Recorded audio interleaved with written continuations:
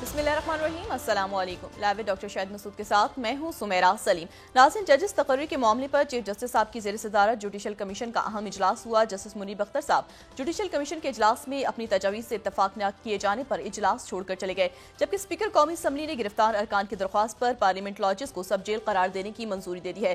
मौलाना फजल रहमान साहब की जानिब से कहा गया कि आईनी तरमीम के हवाले से भी अपनी पार्टी पोजीशन वाजे कर दी है, जबकि आर्मी चीफ की जानिब से जिला और अगजई का दौरा किया गया है। वादे तीरा और गिरदोनवा में इस्ताद दहशतगर्दी की कार्रवाई में हिस्सा लेने वाले फौजियों से मुलाकात भी की है। इसके अलावा भी दीगर मौज़ूआत पर आज हम गुफ्तगू करेंगे। स्टूडियो में हमारे साथ मौजूद है डॉक्टर शाहिद मसूद। अस्सलाम वालेकुम डॉक्टर साहब। वालेकुम जी, आपको भी नहीं। डॉक्टर साहब, कल जो है कौमी असम्बली और सेनेट के इजलास बुला लिए गए हैं, आईनी तरमीम के हवाले से अहम फैसले किए जाने हैं। मुझे नहीं पता कि क्या इसमें मुख्तलिफ बातें चल रही हैं इस्लामाबाद में। मौलाना साहब उसमें ज़ाहिर है कि वोट डालते हैं, नहीं डालते, कुछ ये भी बातें चल रही हैं, यानी होता ना एक अफवाहें हैं इस वक्त बहुत सी, कि शायद जो कुछ लोग ऐसे हैं जो आज़ाद हैं और वो फैसला चूँकि नहीं आया तफसीली, तो वो आज़ाद और PTI के उधर से कुछ लोग इधर आ जाएं, और मतलब है कि मुख्तलिफ बातें हैं सारी। लेकिन सेनेट के अंदर बहरहाल एक प्रॉब्लम है, कौमी असम्बली में अगर पूरी कर भी लेते हैं तो ये जो है ना, ये आईनी पैकेज जो भी आता है सारा, लेकिन असल जो इशू है मुल्क में वो है अदालती इस्लाहात, कि आपने जुडिशल सिस्टम को कैसे ठीक करना है। मतलब इसके जो नुकात हैं उनमें तो ठीक है ना कि मतलब जजेस की तादाद सुप्रीम कोर्ट की ज़्यादा होनी चाहिए, और मतलब कोई फेडरल कोर्ट शायद बन जाए। ये इशू ये है कि जो अदालती इस्लाहात है ना, वो एक अलग से एक अलग मौजू है, जिसके नतीजे में ये है कि ऐसी कोई इस्लाहात आए जो कि आम शख्स को कोई इंसाफ फराहम कर सकें, तो वो तो इसमें नहीं है। अच्छा, बाकी जो है वो ये जो आज एक्सरसाइज हुई है पूरी, और पिछले 3-4 दिनों से बहुत शदीद तलखी, और वो तलखी एकदम से एक ऐसा लगता है जो बहुत बड़ा सा तूफ़ान आया और फिर उसके बाद वो रुक गया एक जगह जाके, और फिर दूसरा तूफ़ान उठा और फिर रुक गया, और उसमें सारा वो तितर बितर हो जाते हैं। वो शुरू हुआ वो जब ये तहरीक इंसाफ का जलसा था, उसकी परमिशन बेशुमार हो गया, फिर उसमें जब हुआ उसकी तकारीर के ऊपर एक बहस छिड़ी, फिर उसके बाद गिरफ्तारियाँ, फिर उसके बाद ये इसमें पार्लियामेंट हाउस में जो कुछ हुआ, फिर उसके बाद वो स्पीकर साहब कह गए मैं रिज़ाइन कर दूंगा, एक तलखी। फिर वो जो है आज जो chief justice Islamabad high court हैं, उन्होंने उस FIR के ऊपर जो बात की कि भाई ये कैसे, मैं तो जो जानता हूँ इनके पास क्या मुकदमे है, तो एक बड़ी अजीब सी एक सूरत हाल बनी। वो अब पार्लियामेंट लॉजेस में ही मौजूद हैं, वो सब जेल बन गया। तो वो ये इस तरह की जो है ना, इसमें लोगों का भी जहन ख़राब हुआ है मुल्क में कि ये क्या हो रहा है, गैर यकीनी कैफियत भी फैल रही है। और इस तरह की सूरत हाल में हम IMF की तरफ तो जा रहे हैं, और यकीनन उनके साथ मामला तय भी हो जाएंगे जो हमारे बरादर मुल्क और ये सारे। लेकिन इतना ज़्यादा अगर सियासी खिंचाव रहेगा तो उसके नतीजे में कैसे, मुझे बताएं ना, कि आप एक मिनी बजट तो शायद आएगा, क्योंकि वो आपके FBR की अभी तक उन्होंने जो टैक्स लेना था वो अहदाफ पूरे नहीं हुए, तो हमने इससे निकलना तो है ना कभी, इस शैतानी चक्कर से। तो इस शैतानी चक्कर से तो निकलने के लिए वही है कि टैक्स नेट में लोग आएँ, मगर वो आएँ तो फिर उनको पता भी हो कि हमारे टैक्स के पैसों से ये अजीब व गरीब बात है कि आज पता चल रहा है, खबर में उसमें था रिपोर्ट्स पे, कि शायद 2040 तक या 2030 तक, या कोई कह रहा है 2050 तक जो है वो ये IPPs के माहदे जो हैं ये एक्सटेंड हो गए हुए हैं, उनको डॉलर्स में पेमेंट हो रही है आज भी। ठीक है, तो ये सारे मामला जो हैं, इसको अरसर 90 की दिहाई में क्या रिक्वायरमेंट थी, बिजली पैदा हो या ना हो, तब से लेके आज तक डॉलर्स में। तो ये IPPs जो हैं, अभी इन माहदे ख़त्म होना तो इशू नहीं है, इशू ये है कि पैसा कहाँ गया इतने सालों में। इशू तो ये है ना कि भाई लूटी हुई दौलत वापस आती है कि नहीं आती। मैं तो ये समझता हूँ कि लूटी हुई दौलत को वापस आना चाहिए, और यानी मालकान इधर ही हैं सारे मुल्क में ही हैं, और उन्हीं की तो IPPs हैं। तो इस पूरे अरेंजमेंट में अक्रॉस द बोर्ड, यानी इधर भी उधर भी आगे भी पीछे भी, वो हमेशा वो निकल जाते हैं। मेरा ख्याल ये है कि ये आने वाले दिनों में मामला जो हैं ये एक अकाउंटेबिलिटी की तरफ जाने चाहिए, और शायद जाएं। ठीक है, और क्योंकि उसके बगैर अब मामला चल नहीं रहा आगे मुल्क का। अकाउंटेबिलिटी से मुराद ये है कि एलीट कैप्चर तो आप ख़त्म करें। अच्छा, एलिट्स की आपस की लड़ाई ख़त्म कर दें, ये उनकी लड़ाइयाँ हो रही होती हैं ना, ये उनके झगड़े हैं जिसके नतीजे में हुकूमत एक बनती है दूसरी को, सब एलिट है। कोई इसमें मिडिल क्लास का बंदा आता है तो वो, अच्छा एक दफ़ा ऐसा हुआ कि मैंने ये भी सोचा कि भाई मिडिल क्लास के कोई बात की, काफ़ी साल पहले मैंने कहा वहाँ से कुछ लोग आने चाहिए। वो कहते हैं डॉक्टर साहब, मुझे किसी ने बताया कि मिडिल क्लास को लाके तो वो तो ये जो ऊपर के जो एलीट है ये तो फिर थोड़ा सा छोड़ देते हैं, वो मिडिल क्लास से हम 2-4 लोग ट्राई किए तो उन्होंने तो जो है वो खाली उतार दी, उन्होंने तो 5 रुपए भी नहीं छोड़े किसी के पास। तो ये आप भूल जाएं कि आप जो बात करते हैं कि वो जल्दी से जल्दी चक्कर में होते हैं कि हम फौरन जो है ना क्विक। तो मैं बड़ा हैरान हुआ, मैंने कहा यार ये भी सारे एक्सपेरिमेंट्स हो चुके हैं। तो बहरहाल अब देखें कि क्या होता है। ये मतलब है कि मामलात यहाँ रुकते हैं जाके या नहीं रुकते। मैं वही बात कह रहा हूँ कि ये पाकिस्तान के बतौर रियासत हमारे इश्यूज़ इस वक्त बिल्कुल मुख्तलिफ है। वो हैं सिक्योरिटी के, वो ये हैं कि क्या हमारा इंटरनल टर्मोइल हमारी फॉरेन पॉलिसी पे असरअंदाज हो रहा है, अब हो रहा है, क्योंकि बहुत सी जगहों पे बहुत प्रोएक्टिव इस वक्त जो है वो मामलात हो रहे हैं, ब्लॉक्स बन रहे हैं, स्ट्रेटजीज तैयार हो रही हैं, ये सारा हो रहा है। तो हमारे यहाँ तो इस वक्त तो तुक नहीं बनती ना कि इस वक्त जो हमारी पार्लियामेंट में हो रहा है और हमारे जोमा सारा दिन अपना जिन एनर्जीज पे ज़ाया कर रहे हैं, तो वो तो उसमें क्या होना है। ठीक है, तो अब हम दुआ करते हैं कि ये जो कमेटी बनी है, ये जो चार्टर ऑफ पार्लियामेंट, अब जो भी है बहरहाल बैठे तो हैं ना सारे लोग, तो ये इसमें बैठ के कोई इसमें से भलाई का कोई रास्ता निकालें। दूसरी जो बात है वो ये है कि जो मतलब इनका एक साथ बैठना ही बड़ी बात है कि सब बैठे हैं और किसी ना किसी कोई ना कोई बात उसमें से निकलेगी तो सही ना, एक दूसरे के साथ जो बात करेंगे, दुआ करते हैं। अच्छा, लेकिन ये है कि हैविंग सेड इट, सिस्टम नहीं चल रहा, ठीक है, और वो इस अरेंजमेंट में बैठे हुए लोगों को भी अब अंदाज़ा है कि नहीं चल रहा, ठीक है। लेकिन ये है कि उसको कैसे अब आगे के व्हाट नेक्स्ट, तो ये अब देखना है कि व्हाट नेक्स्ट। लेकिन ये है कि इसको एक सुकून रखें, कम से कम जो भी तय कर रही है चीज़ें वो आपस में बैठ के तय करें। मुल्क इंतशार का तो बिल्कुल भी सवाल ही पैदा नहीं होता कि इंतशार हो। इतनी दहशत गर्दी अभी देखें, चंद रोज़ पहले तो ये बलूचिस्तान का वाक़या, बाकी मामला। अच्छा, अब ये है कि ये देखें बड़ी जंगें, यानी जंगें ऐसी इस तरह से हो रही हैं कि वो ख़त्म होने का नाम नहीं ले रही। मतलब एक महाज अभी ठंडा नहीं हुआ होता तो दूसरा महाज खुल जाता है। और सफारती सतह पे भी, सफारती सतह तो अब एक्चुअली जो है ना, जो टिपिकल डिप्लोमेट्स होते थे ना एक ज़माने में, जो बड़े आराम से वो जो है ना बैठे हुए हैं और चाय पी रहे हैं एक दूसरे के साथ, अब तो बड़ी सख्त डिप्लोमेसी हो रही है। अब जो बात है वो बड़ी, यानी जो डिप्लोमेट्स हैं उनका ये होता था कि वो सॉफ्ट बात करेंगे डिप्लोमेट्स, ठीक है ना, वो दावतें करेंगे, ये करेंगे, और जो मिलिट्री की तरफ से बात जाएगी, इस्टेब्लिशमेंट की तरफ से किसी भी मुल्क के, वो ज़रा सख्त होगी, डिप्लोमेट सॉफ्ट रहेंगे। अब ऐसा नहीं है। अब ये है कि जो बात सेक्रेटरी ब्लिंकन ने कहनी है वो सेक्रेटरी ब्लिंकन ने कहनी है, जो वांग यी ने बात कहनी है वो उन्होंने कहनी है चाइना से, जो बात सजाई लेवरोव ने कहनी है उन्होंने कहनी है। तो मतलब अब वो नहीं है, मतलब फैसल बिन फरहान ने कहनी है बात, अगर सऊदी अरेबिया के जो फॉरेन मिनिस्टर है तो उन्होंने कहनी है।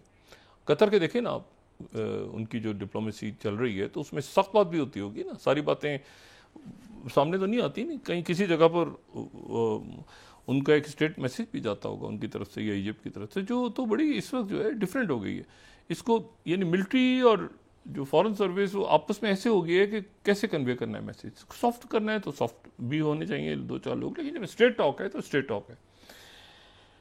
अच्छा, अब उसमें 3-4 बातें बड़ी जो है वो तेज़ी के साथ ऐसी हैं जो पिछले 24 घंटों में हुई हैं। एक तो ये कि ये हमें पता है कि, और ये बहुत बड़े वाक़यात हैं, ये इस तरह से हुआ कि ये हमें पता है कि जो पहले MI6 और CIA के जो सरबराह हैं उन दोनों ने, वो फाइनेंशियल टाइम्स का पहली दफ़ा इवेंट हुआ, उसमें दोनों अदारों के सरबराहान आए, उन्होंने यूक्रेन पे बात की और उन्होंने बात की ये गज़ा के अंदर जंगबंदी। गज़ा की जंगबंदी जो है असल में ये लिंक्ड है 2 रियासती हल के साथ। मतलब इसका एंड जो है वो दो रियासती हल है, मतलब पहली स्टेज उसके साथ कंटिन्यू होती है, वरना वो बीच में कुछ नहीं है। अगर बीच में कहीं टूटता है मामला तो फिर वो दोबारा ख़राब होता है। अच्छा, तो वहाँ पर उसका जिक्र हुआ। फिर उसके बाद जो है वो सेक्रेटरी ब्लिंकन आए बरतानिया, और एक स्ट्रेटजिक डायलॉग हुआ उनका और जो फॉरेन सेक्रेटरी हैं ब्रिटेन के उनका। फिर वो दोनों शख्सियात, जो फॉरेन सेक्रेटरी डेविड लेमे और साथ उनके जो हैं सेक्रेटरी ब्लिंकन, वो दोनों फिर कीव आए, यानी यूक्रेन। और उसके बाद जो है वो आज किसी वक्त जो है वो जो बरतानिया के प्राइम मिनिस्टर हैं, अभी थोड़ी देर के बाद केयर स्टारमर, उनकी प्रेसिडेंट बाइडेन से मुलाकात होने जा रही है। ये उनकी दूसरी मुलाकात होगी प्रेसिडेंट बाइडेन से वाइट हाउस में। लेकिन उस मुलाकात से चंद घंटे पहले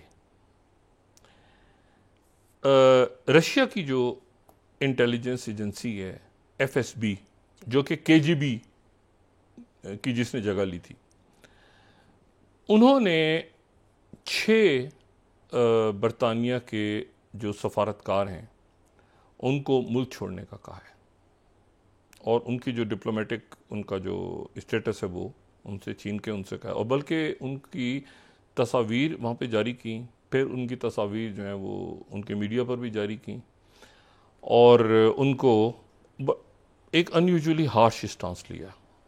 और बरतानिया के अनयूजुअली हार्श स्टांस है ये, मतलब इस तरह होता नहीं है डिप्लोमेट्स की पिक्चर्स को। अब कहते हैं मामूली चीज़ है कि 2 डिप्लोमेट्स को कर दिया, मतलब तस्वीरें और चीज़ पूरा।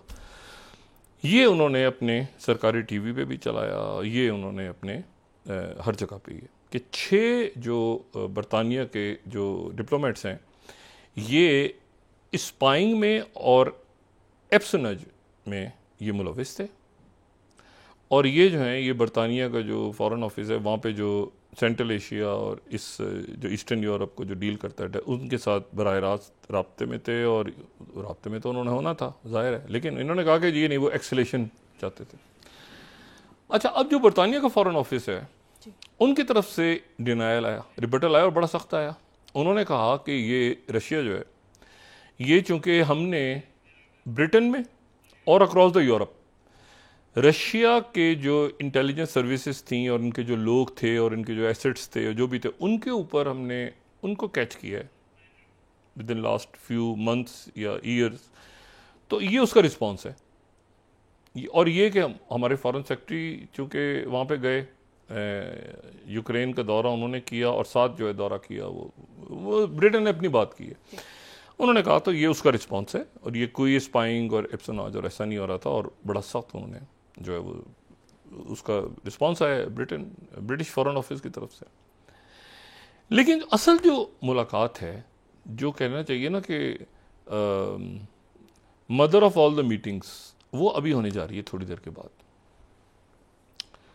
और वो जो मुलाकात है वो ये उसमें डिस्कस होने जा रहा है कि क्या, देखें बरतानिया तो तैयार है इस बात पे कि वो अपने जो स्टॉर्म शैडो मिसाइल्स हैं, स्टॉर्म शैडो, ये स्टॉर्म शैडो मिसाइल्स जो हैं ये इनको फ्रांस में स्कैल्प मिसाइल कहा जाता है, स्कैल्प के नाम से याद किया जाता है या पुकारा जाता है, क्योंकि ये बरतानिया और फ्रांस दोनों की यानी मुश्तरका, पहले तो ये था कि 2 मुल्कों की, फिर ये इसमें मर्जर हो गया एक इटालियन कंपनी, एनीवे इसको स्कैल्प कहते हैं फ्रेंच, और इसको ब्रिटेन जो है वो इसको स्टॉर्म शैडो के नाम से। अच्छा, ये जो है ये टोर्नेडो, राफेल, मिराज, इन तैयारों के साथ जो है ये यूरोफाइटर, इनके साथ ये फ्लाई करता है, और उसके बाद इसकी रेंज, स्पीड वगैरह वगैरह वगैरह वगैरह, इनकी रेंज जो है ये 250 किलोमीटर है। 250 किलोमीटर इनकी रेंज है, अगर मैं इनकी ऑफिशियल वेबसाइट कोट कर रहा हूँ यहाँ पे, ठीक है। तो 250 किलोमीटर रेंज जो हमें नीचे नज़र आ रही है लिखी हुई। अच्छा, 250 किलोमीटर रेंज है और 1000 किलोमीटर पर आवर स्पीड है और वगैरह वगैरह सारी, ठीक है। और दूसरा भी हम इसका देख लेते हैं, दूसरी जो इनकी साइट है तो उस पर भी इनकी जो है 250 से 400 मैक्सिमम जो इनका नया वो अपडेटेड, और 450 kg जो है वो ये पेलोड कैरी कर सकते हैं, ठीक है। अच्छा, अब इशू ये है कि ये तो हो गया, ब्रिटेन तैयार है इस पे। ब्रिटेन ये मिसाइल देने को तैयार है यूक्रेन को, डीप इनसाइड रशिया इस्तेमाल हो, डीप इनसाइड। अभी ये यूक्रेन के पास हैं, लेकिन यूक्रेन इनको रशिया के अंदर इस्तेमाल नहीं कर रहा, अपने मुल्क में ही इस्तेमाल कर रहा है। जो ब्रिटेन है और जो बाइडेन इंतजामिया के बारे में कहता है डिवीजन है थोड़ी सी, कल जो बात हमने की थी कि क्या ये मिसाइल यूज करने हैं इनसाइड रशिया या नहीं करने। ये बात ध्यान में रखें कि रशिया का साइज आप देखें तो रशिया के अंदर अगर आप 250 किलोमीटर तक जाते हैं, 300 किलोमीटर तक जाते हैं, तो रशिया अपने वो एसेट्स या बेसिस सारी पीछे करके, मतलब वो दूर कर चुका है पहले ही शायद, तो ये मिसाइल वहाँ था। लेकिन जो प्रेसिडेंट बाइडेन है उनके ऊपर बड़ा शदीद दबाव कि भाई आप जो हैं, आपने ये जो मिसाइल्स हैं ATACMS, ये आपने जो हैं ये दे तो दिए,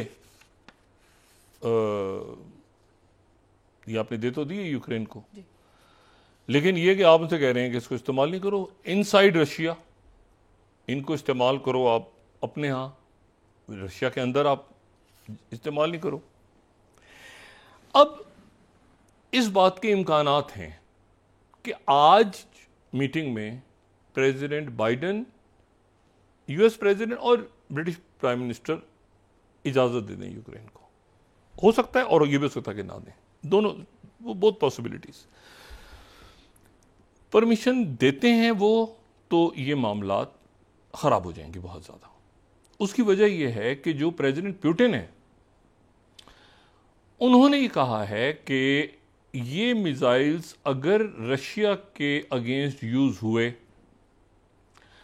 तो उसका मतलब ये है कि रशिया जो है वो एट वॉर होगा, एट वॉर तमाम नेटो ममालिक के साथ। It will be considered as act of war. अच्छा, अब यहां पर जो है ना, ये मैं CNN ब्रेकिंग जो चल रही है 4th, ये सेंसिटिव और बड़े अजीब व गरीब किस्म के हालात हैं। वो कहते हैं कि ये एक्ट ऑफ वॉर होगा, और जो एक्ट ऑफ वॉर का मतलब ये है कि वो ये कहते हैं कि फिर ये एक्ट ऑफ वॉर होगा और सारे मुल्कों के अगेंस्ट फिर कैसे रिएक्ट करना है ये हम बाद में डिसाइड करेंगे, और इसका फैसला रशिया खुद करेगा। अगर जो है ये बड़ी एक उन्होंने बड़ा एक बहुत सख्त उन्होंने जो है ये वहाँ से बयान आया प्रेसिडेंट पुतिन का। अच्छा, और इसी दौरान जो है, अच्छा अब ये प्रेसिडेंट बाइडेन के लिए भी बहुत बड़ा इशू है, क्योंकि ब्रिटेन तो कह रहा है कि आप सपोर्ट करें, मतलब आप नेटो के मेंबर हैं तो आप भाई, यूक्रेन अगर डिफीट होता है यूक्रेन को, या वहाँ से वो निकल जाता है दोनबास का इलाका, तो इसका मतलब, और बाकी जो ईस्टर्न यूरोप के मुल्क हैं और फिनलैंड, और वो कह रहे हैं कि भाई रशिया तो फिर आगे फिर कैसे रहेगा मामला, कैसे यूरोप कैसा बनेगा। तो प्रेसिडेंट बाइडेन पे प्रेशर है, लेकिन साथ ये भी है कि ये एक्सकेलेट हो जाएगा, ये पूरी जंग एक नई शक्ल इख्तियार कर लेगी अगर ये मिसाइल्स जो हैं यूके और US के मिसाइल्स इनसाइड रशिया गिरते हैं जाके। क्योंकि ये जहन में रखें कि यूक्रेन नेटो का मेंबर नहीं है और यहां आर्टिकल 5 रिवोक नहीं होता। मतलब जो यूक्रेन की मदद हो रही है वो तो उस सूरत में है ना कि आप अगर आपने हमला कर दिया यूक्रेन पे तो आर्टिकल 5 रिवोक हो गया नेटो का, तो सारे मुल्क आ गए बचाने के लिए। एक तो ये बात है, यूक्रेन जो है वो नेटो का मेंबर नहीं है, तो आर्टिकल 5 रिवोक नहीं होता। अब आर्टिकल 5 रिवोक नहीं होता तो कैसे अटैक होता है रशिया के ऊपर, ये एक सवाल है। रशिया का तो पड़ा यूक्रेन से चल रहा है, ये एक सवाल है कि फिर उसका कैसे, उसकी मतलब उसको एक लीगल भी तो देना है ना, कोई ना कोई सिलसिला।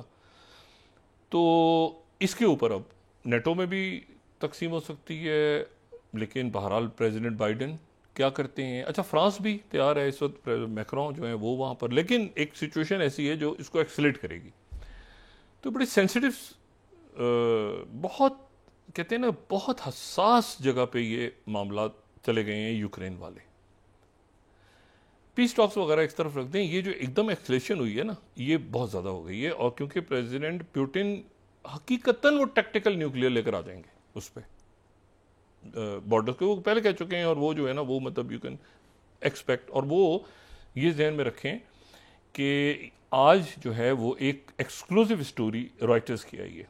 रॉयटर्स की एक इन्वेस्टिगेटिव स्टोरी राइटर्स ने बहुत डिटेल के साथ एक स्टोरी राइटर्स की आई है, और वो ये है कि जो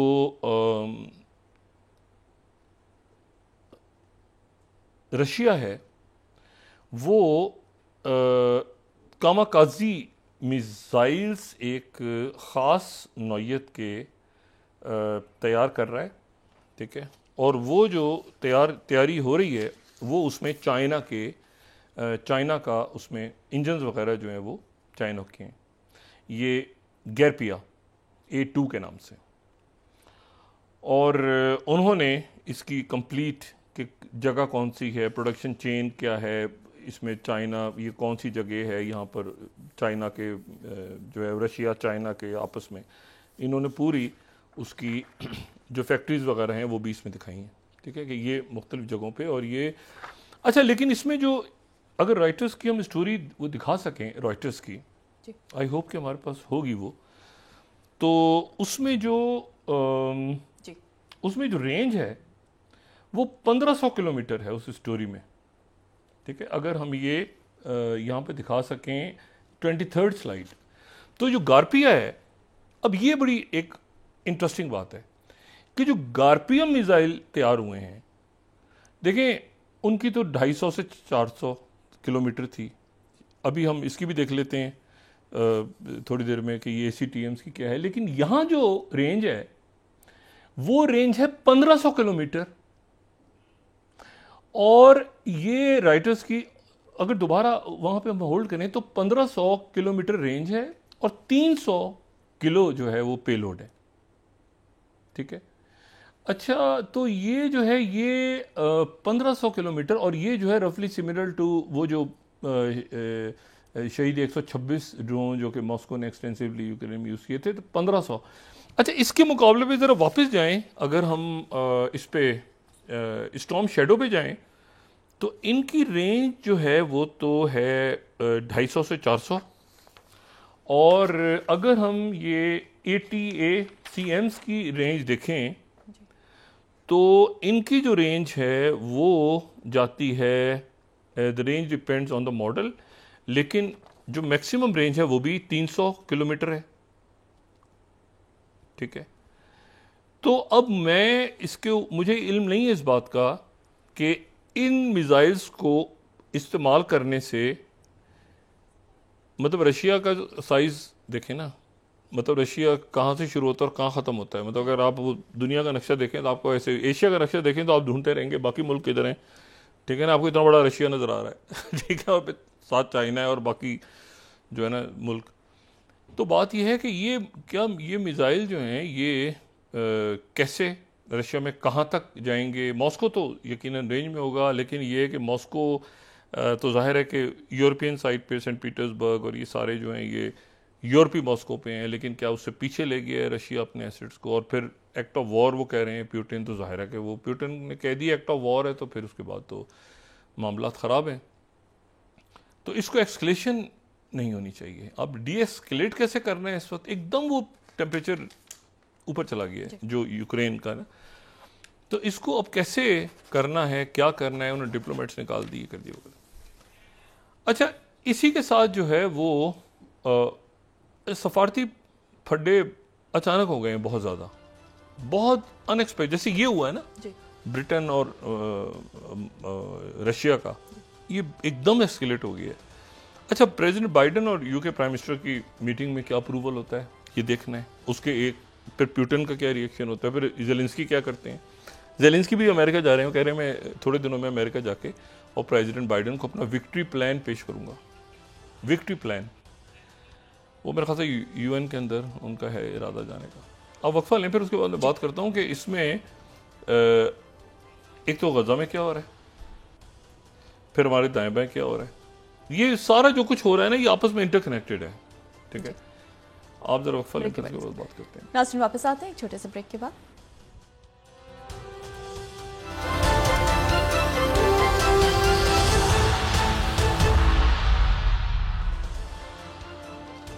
वेलकम बैक नाज़रीन। डॉक्टर साहब, मखसूस नशिस्तों के फैसले पर अमल के लिए दायर दरख्वास्त पर अदालत ने वफाकी हुकूमत और इलेक्शन कमीशन से जवाब तलब कर लिया है।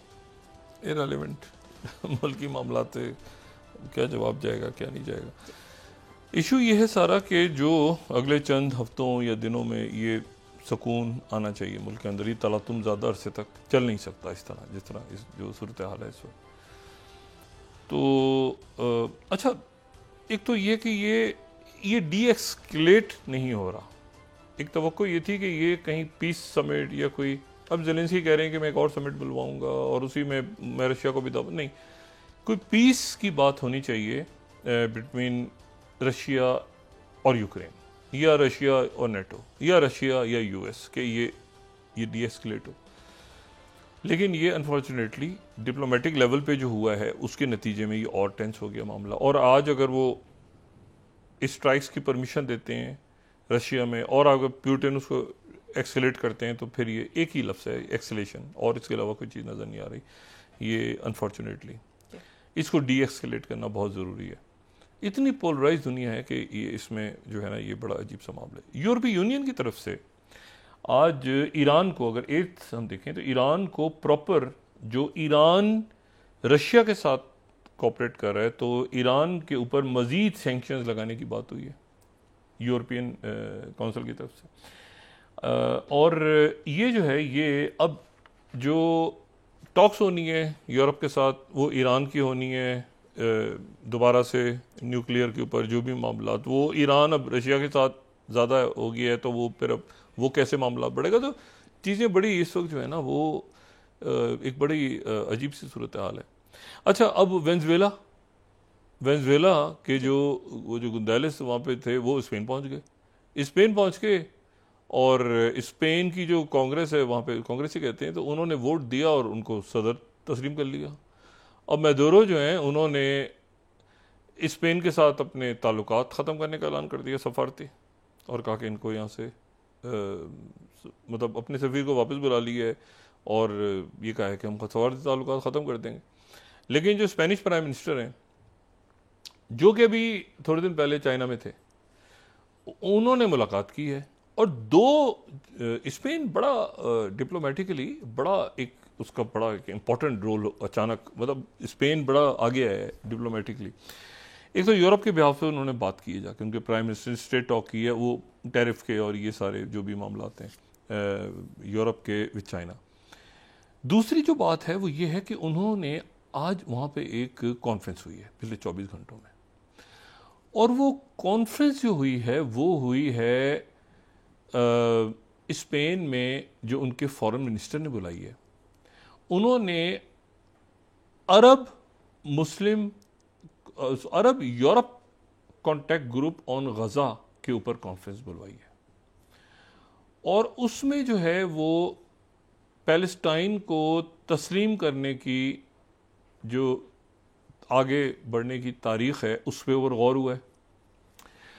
और वहाँ पर जो है वो स्लोवेनिया और नॉर्वे, बाकी मुल्कों के तो वज़राए ख़ारजा थे, लेकिन ये है कि वहाँ पे सऊदी अरेबिया के फॉरेन मिनिस्टर, इजिप्ट के फॉरेन मिनिस्टर, ये जो कॉन्टैक्ट ग्रुप है इसमें टर्की भी है, तो टर्की के फॉरेन मिनिस्टर और सऊदी अरेबिया के फॉरेन मिनिस्टर और इजिप्ट के फॉरेन मिनिस्टर, और वहाँ पे स्पेन में हो रही। तो उन्होंने जनाब एक बड़ी कॉन्फ्रेंस हुई है जो पैलेस्टाइन के वाले सीज़ फायर के ऊपर बात हुई है। और पहले स्पेन, ये पहले कई मुल्क अब जो है ना वो इसको, मतलब इसको उन्होंने सीज़ फायर, और ये जो आज फिर दोबारा अटैक हो रहा है और फिर बच्चे और वेस्ट बैंक, और वो पूरी कोशिश कर रहे हैं कि ये डी एस्केलेट रहे।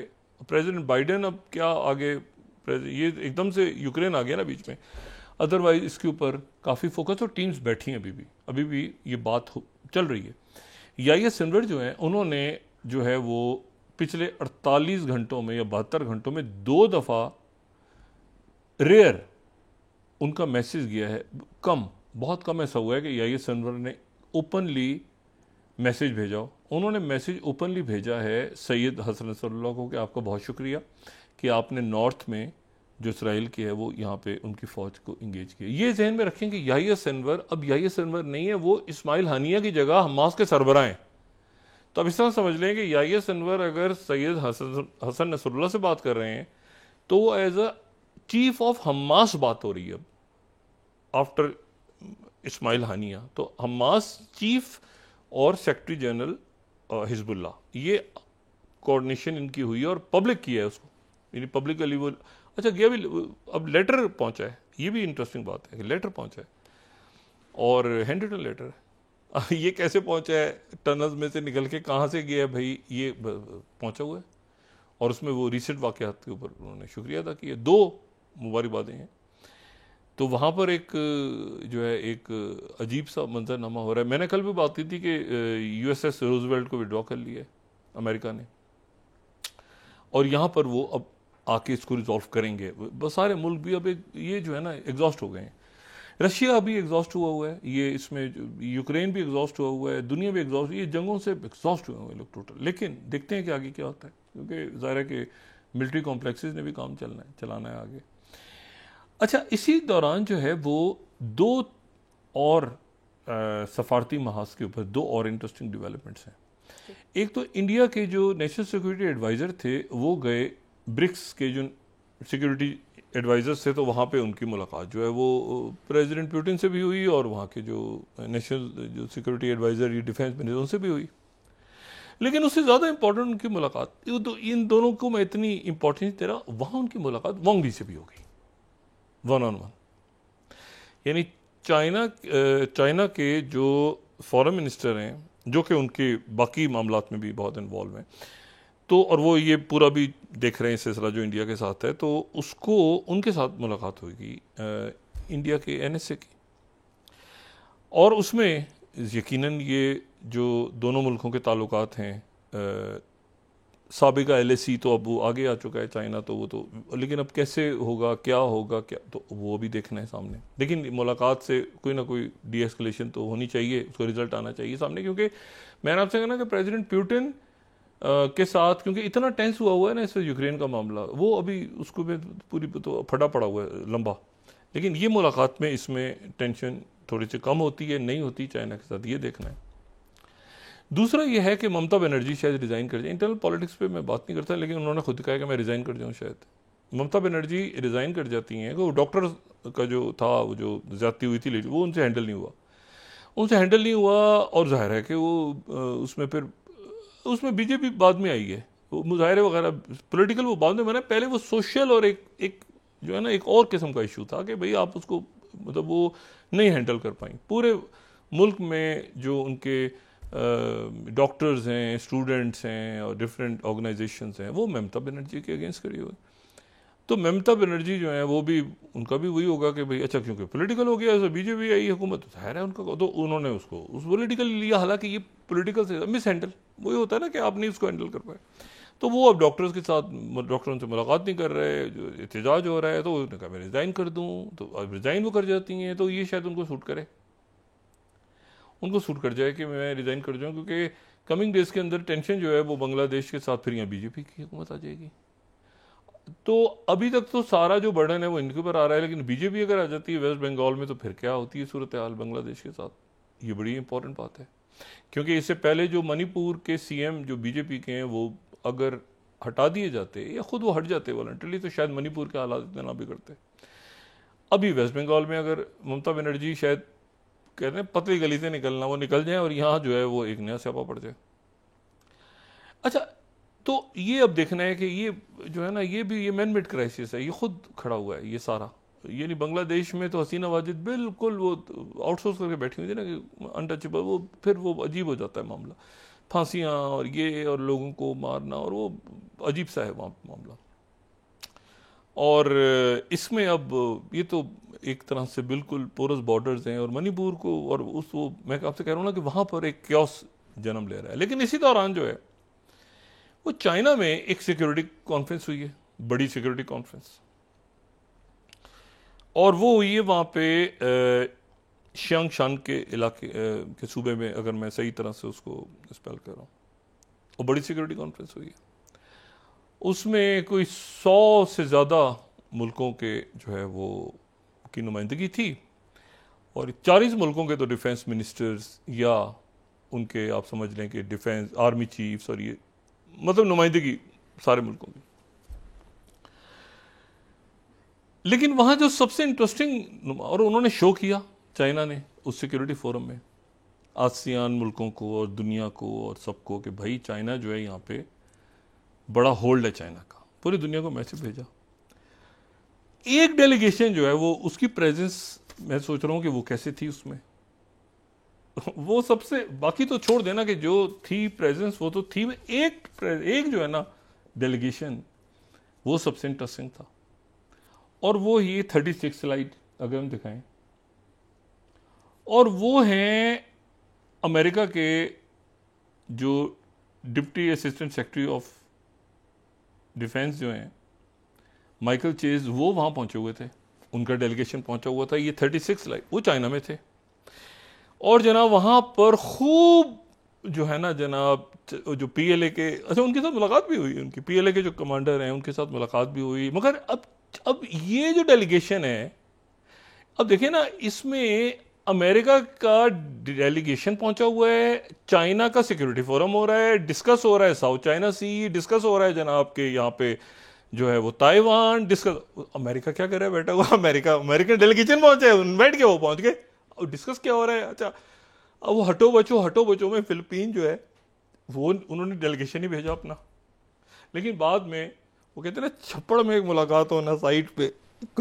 हटो बचो उनकी भी एक मुलाकात हुई है चाइना के साथ। यानी इसमें उन्होंने नहीं भेजा, उनको नहीं, मतलब आप जरा तसव्वुर करें ना कि उनका सिक्योरिटी फोरम हो रहा है साउथ चाइना सी, ताइवान, सवाल ही पैदा नहीं होता, वन चाइना पॉलिसी, आगे पीछे अमेरिकन बैठे हैं, अमेरिकन डेलीगेशन बैठा है आराम से, और वो मुलाकात हो रही पीएलए। अब वो आसियान मुल्क जो हैं वो सारे कह रहे हैं 1 मिनट भाईजान, तो इससे हालात से बचने के लिए सबसे इंटेलिजेंट पॉलिसी तो रखी सिंगापुर ने अपने डिफेंस मिनिस्टर को भेज दिया।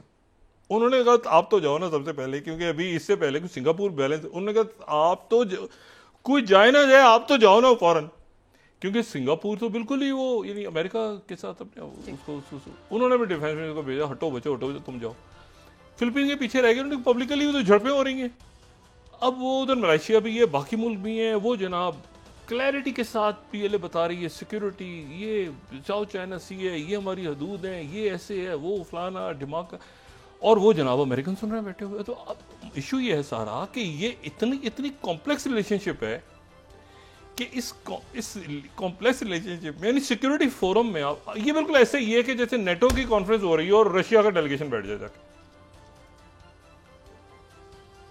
मतलब अजीब बात है ना, मतलब वो हो ही रही है चाइना के साउथ चाइना सी, ईस्ट चाइना सी, चाइना का इन्फ्लुएंस, और उसमें अमेरिका के डेलीगेशन को, वो बैठा हुआ है अमेरिका के डेलीगेशन। अब देखिए ना, मतलब हम एक बड़ी अजीब उसमें है, एक अजीब सी जो है ना दुनिया में रह रहे हैं। इंटेलिजेंट मूव है अमेरिकन की तरफ से, अमेरिकन ने बड़ा इंटरेस्टिंग ये मूव है ना कि उन्होंने अपना डेलीगेशन भेजा है चाइना के उसमें, तो यानी कल को वो अपना कोई सिक्योरिटी फोरम करते हैं तो चाइना को बुलाएंगे तो चाइना जाएगा उसमें, और वो हो रहा है, वो पता है चाइना के अगेंस्ट हो रहा हो।